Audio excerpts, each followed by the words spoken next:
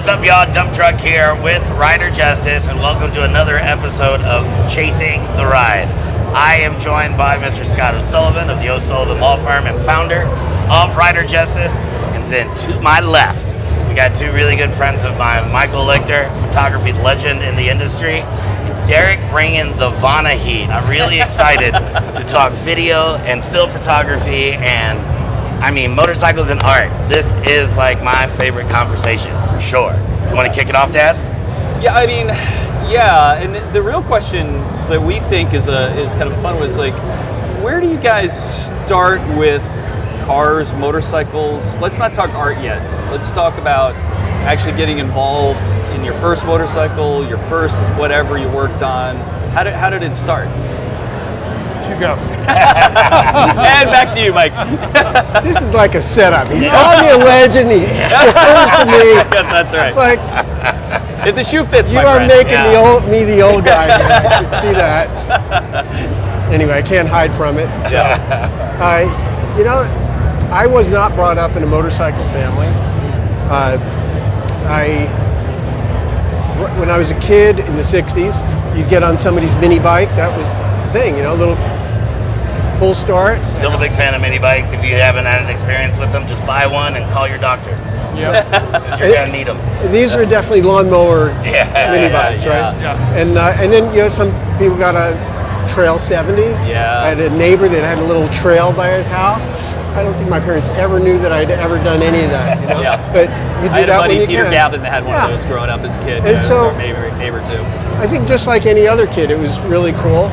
I saw the film Easyriders when it came out. My best friend's mother took me.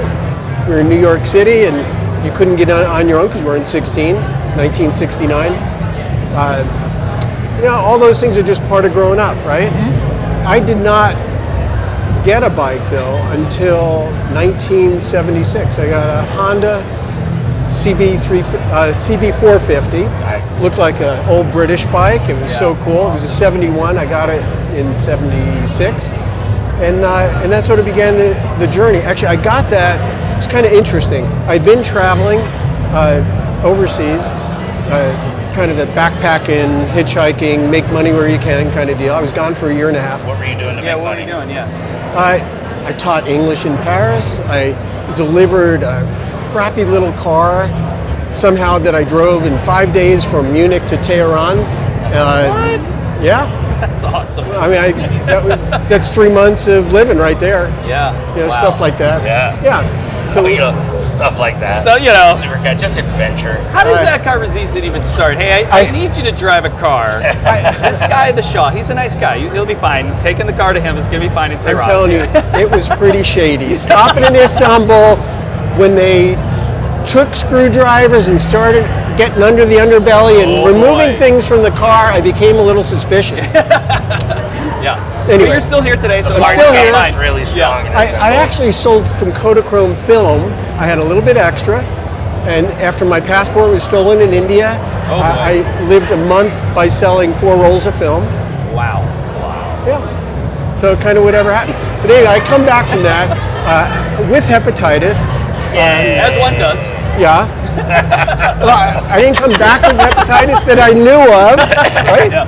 This was a Monday morning. I woke up with hepatitis, so everybody at my sister's wedding the day before had to get big shots in the butt. Oh my gosh. Yeah, it was really rough. Thanks, Michael. You were so popular. Exactly. And then everyone loved you. While I was down, I read Zen in the Art of Motorcycle Maintenance, and kind of without even connecting anything, like a month later, my really close friend let me get on his Harley Knucklehead.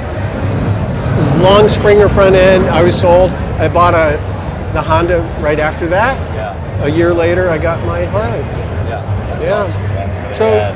I mean, it's not the same story as kids growing up on it. And I didn't raise my kids that way. I always said, for my kids, they grew up around it because my studio's there, motorcycles in all the time. But for them, it was like, you want to do it, that's your deal.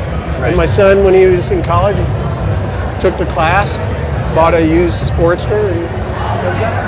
That's really On his own. cool. So very different probably than yours. Well, it's Sorry to be so different but long-winded. the same. Different but the same. What's different is that I never traveled the world with hepatitis. I'm gonna leave that to you. Right? But I, like you, never really grew up in a motorcycle family. It was something, maybe the gene that was passed down and skipped a generation, but I've always loved motorcycles, and like you, I had to seek out friends that had motorcycles. I think my first experience was mid-'80s on a YZ80. I had a neighbor buddy, and we used to go ripping around irrigation ditches, and that's how I learned how to ride, and eventually grew into bigger bikes. And then right out of high school, same thing. You know, as soon as I was 18, you know, I could buy my own motorcycle, and went out and bought a 1990 FZR 400, a little Yamaha sport bike, and did all the things I wasn't supposed to do on it, and paid the price in more than one way. I've got scars to show for it, but all the while I was working in a vintage Volkswagen automotive shop, and then moved on to a chemical plant off the ship channel down in the Houston area, and whether it was wrenching on my truck and working on automotive stuff, or motorcycles has really always been my passion. And then I unfortunately had I lost my very best friend on a motorcycle, and I honestly several years later kind of took a sabbatical from motorcycling, and then when I relocated from Texas to Colorado, I fell in line with a great group of guys that were making an amazing publication, and started to, was getting invited on rides and became part of the inner circle, and here I am. So back on a bike. We all had motorcycles as a major part of our timeline. And what you're talking about, I think, happens, and we should expect for it to happen in all of us if you're going to stay in this. It's looking for another way to stay excited about it. And it's like you got a new lease on a whole new level of motorcycle riding in a new area, a new group of people, a new way to contribute to the community. And I know that I've had to do that. And hell, I lived on a bike for 10 years, and people are just like, man, that's the greatest thing ever. All the greatest things get old after a while. They do. And that's called growth. Like once you've kind of done there, you're like, what's next? And then if you don't have a what's next, buy a fishing pole, I guess. I don't know. Right. Well, I think the growth is the key, because after I lost my friend, I learned the right ways to ride. You know, I was paying more attention to the articles in the magazine that were talking about best practices and how to ride safe, how to ride smart. And because of that, I've learned, a different way to enjoy riding. And again, aligning yourself with a group of guys that ride safe, that ride smart, and you don't get mixed up with the wrong group. So that's helped me kind of, like I say, get back into it, 12 years ago. Unfortunately, I have a similar story with a dear friend of mine, Mark, who died on a road right near where I grew up. They think it was either a rock or a deer, but just a gorgeous country road. And that's while I was in my first semester of law school. And that started me down this path, right, of trying to advocate and take care of motorcycle riders and be that part of the world. It happens, but it also then changes things, right? Changes trajectories in some ways. Absolutely. Motorcycles, we've talked about this before with other guests. Motorcycles will 100% change everything about your life. There is a life before motorcycles, and there is a life of motorcycles. The people are different. What you consider as fun is different. What you talk about changes. It changes everything. What I want to know is, where did motorcycles and your profession as an artist, as a photographer, when did they intersect? When did they start to become this is what I do now? What's the first opportunity you were given? Well, when I bought the Harley, for sure. It wasn't with the Honda. I went out to California with a close friend. His brother found a used 71 FX. It was mildly chopped from Frisco Choppers, which later ran into a whole bunch of other problems for other reasons. But we went out to California at Halloween, went to the Hookers Ball. That was the Hookers Union in San Francisco at the time. 10,000 people, lucky enough to be in there. Wow, that's so cool. It was an amazing time. And then rode the bike back. And right away I started photographing from the bike, just where I was. I'd been doing photography for years, always interested in people, culture, stuff like that. I've been traveling and was very involved with photography. And people always say oh, do you have to go to exotic places to shoot? No, I can shoot anywhere. But my interest was really in people and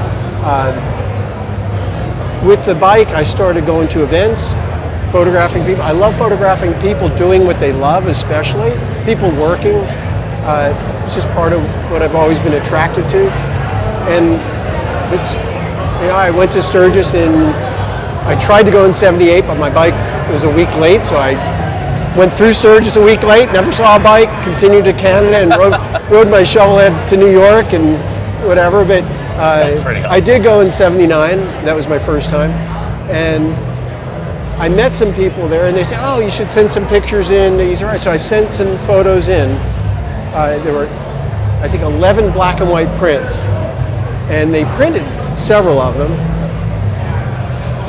And then I never sent anything else in. I ran into the people like 10 months later. They go, "Wow, we love your stuff. Why didn't you send more work?" And I go, "Well, it didn't seem like you liked it. You printed 3 shots." He says, "Usually we don't print any." And it's like, "Oh, you need to." Anyway, so within a year I was working for them and traveling, and they were sending me to events, things like that. In that first group of photos was a photo that I've been kind of connected with, which is a photo of a prosthetic leg leaning against the back of a panhead, and a guy wrapped in a moving blanket. His name is Ed Reekin, and I didn't know him at the time, didn't know him for 20 years, but he did come and introduce himself to me 20 years later. Yeah, wow. That's really cool. Did he tell you how that photo impacted him? It's really cool. I've got postcards of that and things like that. Yeah. I've given it him. He's become like this celebrity through that. Like he signs autographs and stuff. I've been at events that he's been at, and I'm on stage like talking about something, and I've seen him. I brought him up on stage, and it's been really cool to honor him in that way. I thought. At what point did it dawn on you that like, oh, I can make a living doing this? How many years did that take to get to that point? So I started doing this stuff with Easyriders. Yeah. Those are the first pictures. Actually, Westward magazine here in Denver. Yeah. I had a friend that was a journalist, and he was writing something, and he saw some photos of mine. They happened to be, I was also shooting rodeos and cowboys. Same time, bikers and rodeos. And he saw some stuff, and he said, "Hey, you mind if I use some of that?" And it came out on the cover of Westward. I thought, geez, that's kind of cool. Yeah. Right? Yeah. Very cool. And so then he did the same thing like a couple months later. He came out on the cover. And then Westward asked me to do some stuff. And I had like 4 or 5 covers, And then, of course, one time I didn't get a cover. It's like, wow, what was wrong with those? Yeah, right. But I did a lot for Westward in the late 70s. Very cool. And then Easyriders, I was very connected. And they eventually, I shot some bikes, and they said, if you could do more bikes, we'll take them.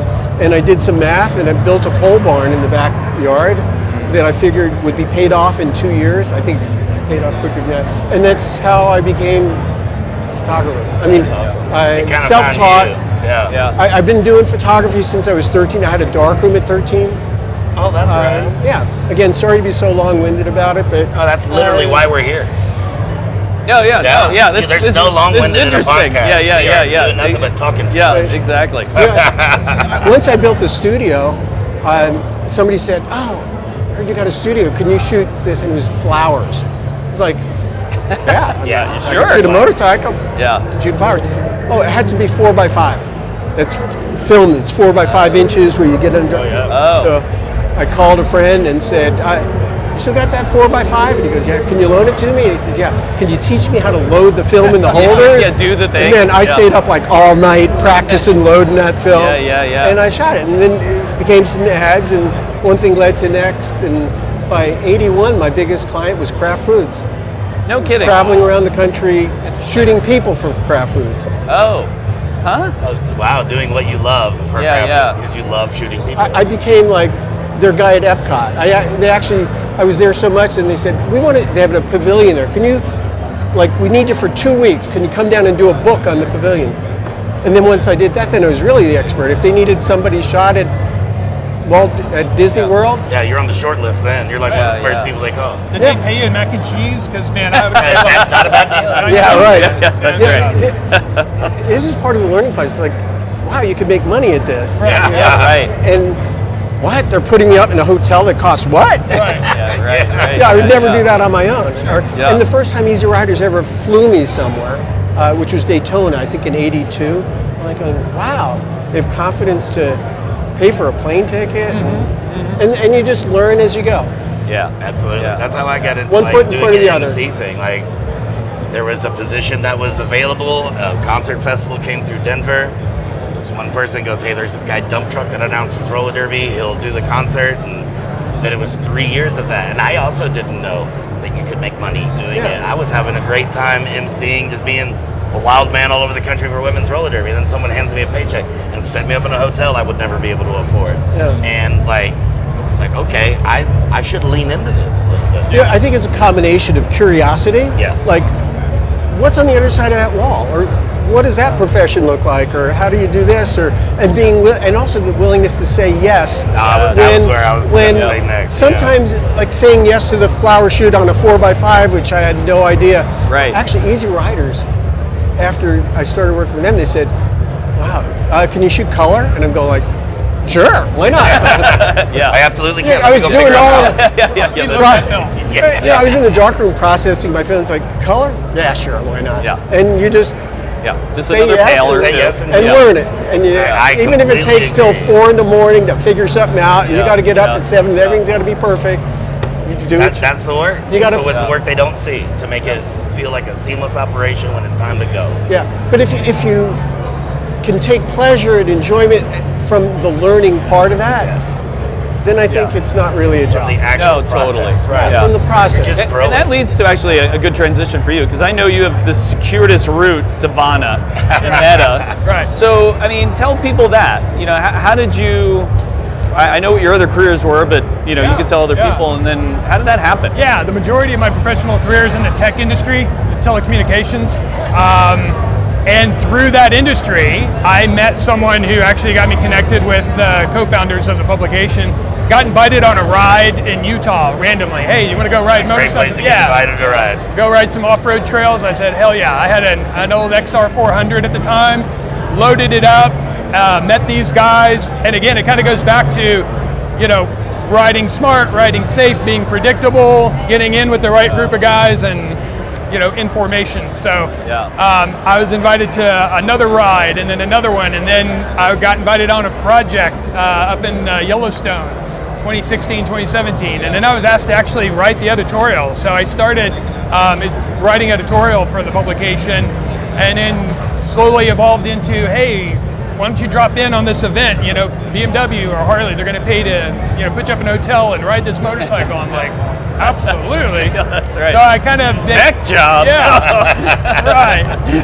Yeah, so I became that guy that would show up at events like this and kind of speak, you know, for the brand, and then got into managing the day-to-day on an operations standpoint. I mean, there's only 3 of us really, the co-founders and me, and then in 2022, not too long ago, I had the opportunity to go full time. So I took a leap of faith and quit my day job and onboarded with these guys, and it's been a hell of a ride. I had a lot of fun, meet a lot of great people, and you know, get to pursue, you know, sound cliche, pursue my passion on a day-to-day basis. What a great cliche, especially when it's true. Yeah, exactly. Like whenever it's like, oh, it's just like my passion. Like, no, like this is like really Yeah, it. You Like, got it, And it's all from saying yes. It's You all- said yes to a lot of things that have nothing to do with tech. True. Otherwise, this would be a very different podcast. Wah wah. So that leads then to the sort of the next question, which is, you kind of touched on it, and you've kind of touched on it, is then the evolution of your careers, and like maybe where VAHNA's going next, where I mean, I want to talk to you about Italy and the trip you missed this year. I mean, tell people about that convention. We can start with that. I mean, I don't want to ruin any more, but what's the one in Italy that you'd like to go to? You just got back, right? I didn't go. You didn't go. That's why I have like FOMO for you. This would have been my 10th year being in Italy in a January show. It's one of my favorite shows in the world. It sounds amazing. I got to go. Tell people about it. Yeah. The drag was I told all these friends, and they all went this year. And, Oh, that is a bummer. Yeah. and actually, the last 2 years has been great because I also love skiing, and my Colorado ski pass happens to work at the biggest resort in the world, which is Ski Dolomiti, the Dolomites, which is only 2 hours from Verona. Yeah. The show I'm referring to is Motorbike Expo, also called MBE. It's in Verona, and it's like the weekend before the last weekend of January. Gotcha. So depending if there's 5 or 4 weekends when that is. And it's a wonderful show. This year, the 3-day show, they had 170,000 visitors, over 170,000 Right? visitors. It's amazing. So Good like, on them. yeah, you know, and it started as a custom bike show. Now it's become industry involved as well. It's a trade show all day. For It's the way both, it looks a lot, but right? it's Yeah. around. So even like the manufacturers show factory-sponsored customs, for example. They'll do unveilings there, things like that. It's not like EICMA, which is in Milan 2 months earlier. I've been there a few times as well, but it's different. You know, here we are. We're at a bike show in Denver. Right. And I've actually not been here in a few years. Although I was here in 1978, I think it was their first year. It was, yeah. It wasn't at this building. Yeah. It's called the Adams County Show and Swap or something at the time. But those very first years with Jack Portis, who started it, used to come every year. But you know, at a show like this, or I've gone to many shows in the States, and shows have changed here, which is a wonderful thing. I think Mama Tried and shows like that really, the congregation, the One Moto, hand-built One Moto, all those, you know, where people looked at it different. Instead of these top-down, it was bottom-up shows. People that said, I'm going to make a show. Right. And they just found a cool location, typically a building that's for sale or been abandoned or whatever, and they go in. Penitentiary or Former penitentiary. Party in the Pen. I want to go to that I one. know, exactly. They have another one coming in the East Coast, which is going to be really cool. I happen to be on the East Coast. That Yeah, sounds and it's convenient. Pennsylvania. That's going to be a good one. Cool. So anyway, so all these shows, these new style shows, so it's funny to call a show like the Donnie Smith show or a show like this an old school show, but in a sense they are. Right. Those are not old school shows. Yeah, when you told me about the one in Verona, and you said the most Italian thing that happens there is each booth has what going on? Well, I mean, it's just amazing. Different. You know, what I love about Italy, I think I've been there about 20 times. The Italians are passionate about life. They're passionate about everything. And it's in their language, it's in their gestures, the way they talk, the way they move. They're passionate about motorcycles, about motorsports, about racing. So you go to a show, let's say the Verona show, Motorbike Expo, and they have all these booths set up. For one thing, the booths are typically not a pipe and drape type thing, which is more common here. So they're more involved. Sometimes they create like a wooden shop. I mean, they build these elaborate things that are beautiful and warm, and couches, and come on in, right? The other thing is, you go in and they'll have a wheel of Parmesan this big with a couple of these little triangular kind of knives, and you just, help yourself, you know? And, you look like oh my God. you need an espresso. Here, you need an espresso. Beer. We got a keg of beer here. Red wine. How about an Aperol Spritz? There's nothing. Awesome. I mean, somehow they make it work. Like they still have vendors that sell food and drink. But every booth is serving, and a lot of times there's specialties from their region of Italy, or maybe Switzerland or France, and they're all bring these specialty foods, and it's about breaking bread and sharing, sit down and share, and it's about face-to-face contact. You know, kind of. I think what do they call it? Like the third place, or there's the workplace and the home, and what is that called? The third place. Third place. It is the third place. And a lot of coffee shops are trying to do that. Like no computers here, just come and face to face. But that's what it's like there. It's this real, not passing. Really, come and spend some valuable time sharing. Really cool. You don't get that from these, at all. And I really love the tangible aspect of the art that both of you guys are a part of. Like, I'm very much a believer in print. Like, it's what got me excited about motorcycles as a young kid. 'Cause I also didn't come from a motorcycle family. It's a bad decision I decided to say yes to all on my own. And it's changed my entire life. But like, the fact that, there's quality like this that exists, you can always go back to it and spend time with it. Like, if you can touch it, it's real. If you can't, it's fleeting. It's just like consuming a little bit of your time, a lot of your time, a little bit at a time, and like to be able to still be able to touch someone who had to go to a dark room, or is facilitating the level of organization it takes to put one of those books out. Like, these are quarterly, right? Yes, they're quarterly, and again, all the glory to Ben, our creative director, as far as curating the content and laying it out on a regular basis. Yeah, and I think it's it's raw, it's analog, Yes, compared to what we're bombarded with every day. As far as digital content's great, you can do a lot with it. You can reach more people, you can measure it. This is very old school. But I will say, to your point, the content is all about storytelling. We don't really focus on product reviews and industry news, anything that's going to date the content. We want you to be able to pull volume 3 and volume 33 off the shelf, and the storytelling and is relatable and inspirational. But I will say, Michael's work, he preceded us, in a big way, but he's also provided an incredible amount of inspiration, because this guy's got amazing raw talent in capturing motorcycles that the wow factor and what they do to inspire you to. And also the people in it and telling a story just in the photo. You guys do the same thing, and everybody kind of learns from each other and inspires, to your point. And it's just awesome.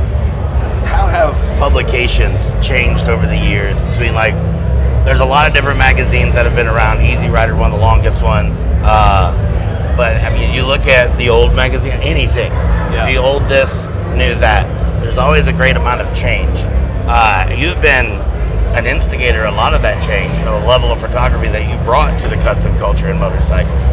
And it has inspired other people to pick up their camera and to contribute as well.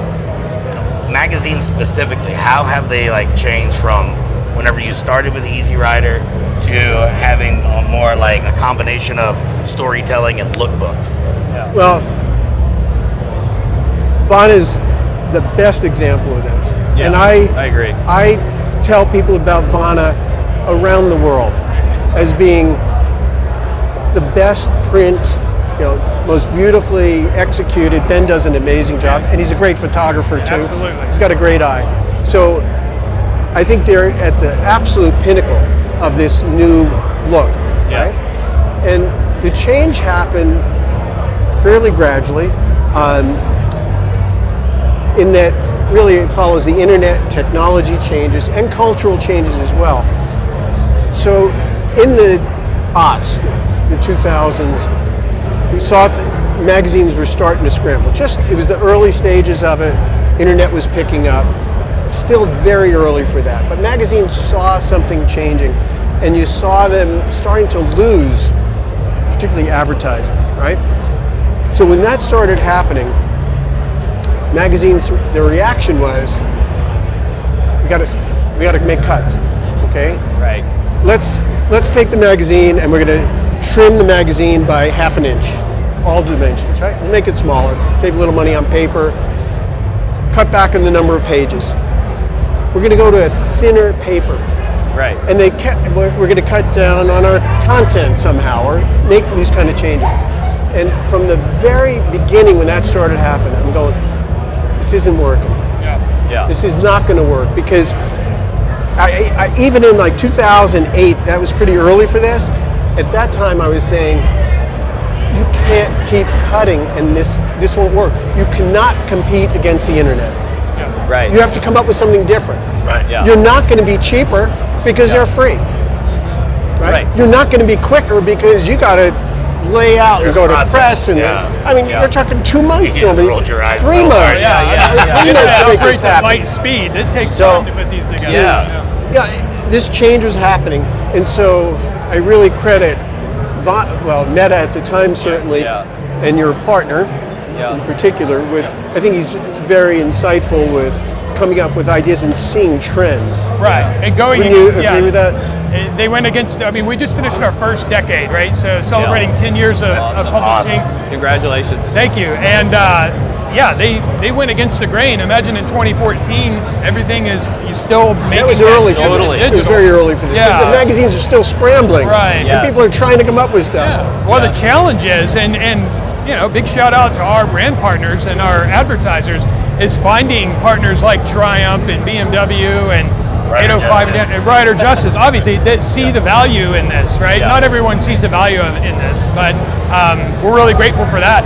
And you're right, we have not cut back and compromised on the paperweight, right? Right. The size and format. Yeah. And, we give everything we can, we got to the magazine. And I think to the credit of what you're talking about, and I can we'll do a B-roll of this later.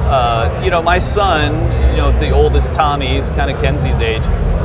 He literally uses their magazines as showpieces in his dorm rooms and now in his apartment. Right, they're up as like art, and like his friends appreciate the analog of it, right? And that really is a testament, I think, to just the beauty of what you guys are producing. But then it leads to the next question: is like you still can't stand still. Right. So what are you guys doing now as you project towards the future with VAHNA? Like what's in the works here? Is there anything you can share with us about where you're going now? Sure. We've started the VAHNA Film Festival. Last year was our first year because awesome. Alongside the still content that you'll see in print products, there's so much out there. There's so much talent and these young creators that are capturing everything in motion, right? And now with even with your iPhone, you've got that in your pocket. You can capture and create some really rad stuff. So, and then he's great at both formats. He's great at identifying talent across both still and video. So we decided, hey, let's just put out a call to action to independent filmmakers to create a short film, 5 to 15 minutes long, that revolves around motorcycling. The people that ride motorcycles, the places they take us, and that inspire.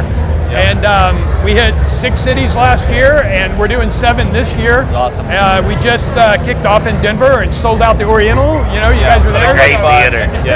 We had a great time. So where we are, we're kind of expanding and of course we've always embraced video and film, but I think we're gonna maybe lean into that, to use your words, a little bit harder this year, and make sure that we leverage and celebrate that channel, so to speak. So more with the film festival. We also have operated in the background as more of a kind of a content creation or creative agency for some of our partners. It's nothing we've really advertised on the front page, but we're putting ourselves out there this year saying, hey, if you have a brand, if you have a business, if you have a product, and you want it illustrated through the lens of VAHNA, we can do that. We can go out there and we've created some really rad stuff, in my opinion, for the likes of Revit and Danner and some other OEs. So we're doing that. We're doing that. That's one of our focuses going forward. And how do you choose the cities as you kind of go forward and you look into the future? That again, that's Ben. His vision. It's Ben? Ben, Not Andrew at all. So what do you actually do at VAHNA? That's right. He's the tech guy. He's got a network of creators that spans across borders. And when someone comes to us and says, hey, we have this concept, we have this idea, he's the guy that kind of puts the vision behind it. He knows who to call. He knows what hired guns to enroll, and that's how we do it. That's really cool. I dig that. And right now, it's more important than ever, really, for brands to be telling a story when talking about whatever they make or whatever service they provide, and to have master storytellers be like, well, why don't you let the real ones do it for you, and we'll show you, what the life of Revit is, what the life of this is. I think that's you really mentioned rad. Andrew. I give Andrew a shout out. He's the other co-founder. He's the guy who brought all of these trusted relationships to the table. Without their backing to kind of prop this up and get it started, we wouldn't be here today. So he is, all of you have met Andrew. People person, fun guy, everyone loves him, and because of that, that's, with Ben's talent and his vision and his creativity, and Andrew over here with his relationships and his reputation, and I'm somewhere in the middle, but that's how it works. Well, additional shout out to Andrew. I think he sees things from up here. And I think he always has. So just in my knowing Andrew for a few years, I get the sense that he's just always a bit ahead. And sometimes so ahead that I could see him getting bored and saying, no, I'm going to go do this. You're like, what? It's like, watch him because he's got the next thing going on. Yeah. Right? And I think he's been that way in his career of 30 years. That he's been ahead, and this is part of that. Yeah. So what now? You're still going strong, but what excites you now? Everything. Yeah, and like what holds your most interest, or what's the next little fun project you want to do, or you wish you could do, or you want to do? Yeah, you've done so much. There's got to be something that's still on the list of things you want to experience and share. Besides, take us to Verona next year. We're all going. Right, we're all going. You gonna come skiing after? Yes. 100%. I'll fall down a hill, no problem. For me, it's a combination of when that phone rings. Like, some people over time, they don't want to answer the phone. They don't want to open their email. They don't want to open the letter because they've been burned a few times. Right. They've had some bad experiences where, oh my God, that's bad news. Right. The older you get, unfortunately, the more of that you see. Yeah. But I've been lucky in that I still love that and hope that next phone ring is going to be one of those calls. And I've had many of them over the years where you just go, seriously? Like, you want me to do that?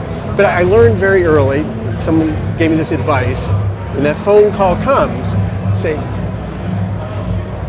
I'll give you an example. I got a call from Metzler Pirelli from Italy. Yeah.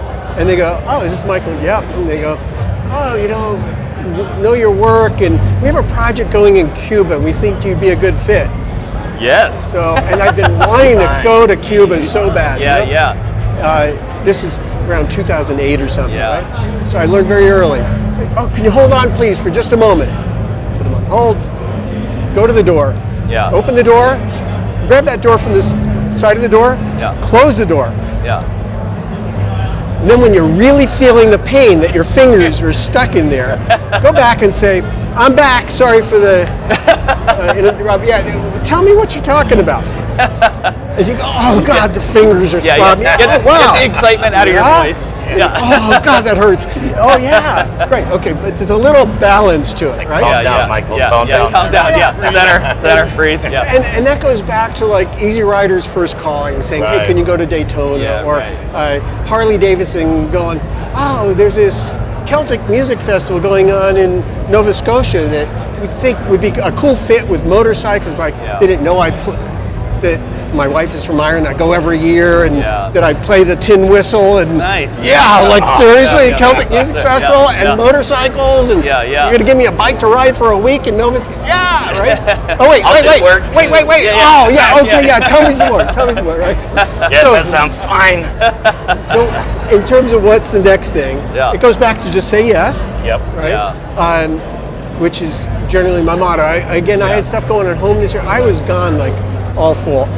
I was at a bike show in Rome. I was riding motorcycles in India with Royal Enfield. In Japan for guests of Moon Eyes. I was in Germany. I was in Ireland. I was freaking all over the place. I was gone a lot, and I needed to stay home. Need a little break. But I do have a trip to Bhutan coming up. I went last year, but this time I'm taking a group of motorcycles. Wow. And where are we going? Bhutan. That's called inviting yourself. Right. Yeah. And I went last year and had an amazing time. So that was like a scouting trip, and this is with motorcycles. We're going to ride from India into Bhutan and through Bhutan and out in a different way. Wow. Starting in Darjeeling, coming out in Assam. I mean, you're talking about a kingdom of 750,000 people population in a Himalayan kingdom with over 1 billion people on their northern border in China and over 1 billion people on their southern border in India. And somehow they're still there. Are you going with Bear and his group? It's Bear. Yeah, it's actually a group that I've put together with Bear asked me to do it, and he hasn't been there yet. Right. So it's kind of, we're doing it together. That's a and cool I've got collaboration. actually my oldest friend that loaned me the Knucklehead. He's going on it. Oh, that's awesome. And the people that were just skiing in Italy without me, they're going on it. Those bastards. Nice. Shots fired. Now, where are you guys activating this year? Because I know you're doing more places and more things. Right. Yeah. So it's the not next stop- Bhutan. We're sorry, but Yeah, I know. Hey, they go all over, and because they do have the content creators that. And Ben is great at pulling people in. Absolutely. Yeah. So I'd like to say that the brand and the product it's a global, right? Yeah, but yeah. me, I'm more the kind of within the U.S. boundaries guy. Yeah. So to answer your question, next week we fly to Vegas for the AIM Expo. And I'll see you there. It's going to be See you awesome. there. Yep. AIM Expo, which is more of an industry, event, more of a trade show, but the creators of the AIM Expo wanted to give it a more kind of backyard, cool, laid-back vibe, so they've invited us in. We're going to have a video wall. We're going to have kind of a theater set up. We're actually going to be doing a little podcasting there. So then we do our Vegas Film Fest stop on the 6th, Thursday, which rolls into the One Moto Show Vegas. I think it's Tor and the One Moto Show team's first time in Vegas. From there, we are going to hit Fort Lauderdale and Charlotte, North Carolina, and Dallas, Texas. And I know you were coming to my town. Costa Mesa, yeah. We got to go eat, bro. Hell yeah. Yeah, we do. I mean, oh yeah. table muscle's Leave real some in for my me, world, man. baby. Leave some for me. And then we're going to end in Portland on May 1st. We did that last year again with the One Moto Show. Thor and Marion and the team there have been great supporters, and it's just a really stoked crowd, for motorcycling. So that's where we're activating. We pop in at Barber. I was born in Austin, Texas, so I'm always down for MotoGP hand-built weekend. So that's a few of the events we're going to be at. You're doing the film festival during that weekend? Which weekend? At Handbelt? No, we did Austin last year. We're doing Dallas this year. So we'll be with the Haas Moto Museum. We're going to be doing a pre-party there. That's cool. Yeah, it's be rad. That's cool. That would be a really cool venue. Be a good time. Yeah. So one thing that, we're doing a new thing. We're doing this rapid fire round with just some questions and stuff like that to kind of finish this up. One of the first ones I want to ask is, what is a story that you can tell of you are a lawyer. Exactly. Sorry. And I want to share one, and I'm not sure I should share it, but of just shenanigans. Motorcycles, people, friends, just shenanigans, and just a great memory, fun memory that you guys have. You can start with you anywhere, anytime. You probably have too many, but yeah. I have a bunch. Remember, this is rapid fire. Oh my God! Shit. I'm just kidding. He's packing his gun like powder and. I know. You're stretching it here. The gray matter. I just ran into a guy as I was walking from the parking lot in, and he stopped me, which is maybe a few minutes late. Old friend Rudy, and I think back, and I was going up Boulder Canyon between Boulder and Nederland, and there was one spot in Boulder Creek that was always kind of low. They've since put giant boulders so people don't drive across the creek there. At that time, it's like, whoa, what are all those bikes doing there?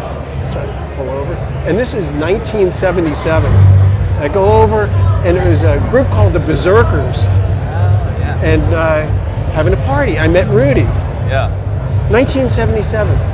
That's 1897. Don't do the math. That's 40 friggin' wow. 8 years ago? Is that possible? Yeah. I just ran into him, you know? It's fun stuff like that. Let me go also back not too far after that, maybe it was 81 or 82. And I was at a campground. Maybe there's something I can't tell. I'm going to try it anyway. It's fine. You can cut it out if I can. We can edit it, right? Edit it out, right? They can make it rapid fire, right? I used to love, like I said, I just love being around people and hearing, it's about stories. Like VAHNA is all about storytelling, right? And I think that's what people are interested in. So this is just one of those stories. It's late at night, everything's done, the action's all over. With this campfires, it's really tough to photograph, especially back then. We didn't have the low light capabilities we have today, right? But I'm walking around and I kind of visit this little campfire. It must have been 2 or 3 in the morning or something. So it's really dying down. So and then this woman comes out of the dark. I'm with maybe 4 or 5 people, and she's got like 50 friggin', are they called hemostats? What do you call roach clips? But hospital grade. Okay, I mean, look, we're talking really good roach clips here, right? And she was offering them for sale, you know? And I think it was like 1 for $3 or 2 for $5. But if you kissed her nipples and she was topless, then it was like 2 for $2, or I mean 1 for $2 or 2 for $4, you know? And just, it's sort of this experience of like not knowing you say, what's next? It's like, who knows? How can you predict shit like that? Exactly. I'm with a group of people I didn't know, or drinking around a campfire at 3 in the morning, and a girl comes out of the darkness with a thing of humus. That's like, who's interested? You know, it's like, how random. Life is random, and you got to embrace it, and that's kind of the fun stuff. I love it. That's Right? right. It's an awesome story. How about you? Overland Expo a couple years ago. You know where I'm going with that. We will give some B-roll footage for this. That was Maybe we shouldn't show this with the world, but god damn it, that was funny. That Go was ahead fun. and share. Where was Yeah. this? It was in Loveland, just Loveland. north of us. I was there. You were there. I was there. So you sponsored the kind of moto party dinner, and we're there handing out magazines, having a good time, and it got late, and there's a hotel. We had a hotel room, and thank God bless for letting us stay. Andrew and I were pretty spent. We were shared a gassed. room together, and these guys were in the room and like giggling like little schoolgirls. It was just hilarious. We are having a good time. Having a good time. Yeah. High-end motorcycles or something else? No, we were. Well, I don't know how that happened, but we ended up with an e-bike up in our room. Yeah, we had a Zeus in our room. Yeah, and this is one of the hotels where it's an interior perimeter, you know? So we decided, hey man, let's do hot laps, Let's right? do hot laps. We decided to time each other ripping around the interior of a hotel room on this e-bike. It was a good time. And we're like whispering, we're like, okay, here we go. Yeah. 1, 2, go. And we'd film it and go around and like who and you got can it do it fastest. because e-bikes don't make a lot of noise. Yeah, there's you no know, noise. Ninja We didn't kill ourselves or kill anybody else, and it was just hilarious. But that's a good, clean story we can tell. That is a good, clean story we can tell. And I'll horse share fell in the some mud. B-roll footage of that because it is pretty funny. Awesome. Good time. Yeah, there's something about e-bikes that are pure fun. I think for me, it's attachment to bicycles. Yep. And whenever suddenly it's a motorcycle and like you're not the motor anymore, it's one thing to like go sit on a motorcycle. You expect it to start and respond and do that. But like I've got Zeus at home and I absolutely love that bike. And when you sit on it, you're like, oh, I'm gonna get on my BMX bike. And like, Exactly. Your face is gonna hurt. Oh, smiling like an idiot the whole time. Like, It was a good time. E-bikes are not my favorite motorcycles, but that is one of my favorite motorcycles. They have their But, absolute. you bring up something that's really great that I'd love to mention. You said when you get on that bike, it makes you smile ear to ear. Oh, right? yeah.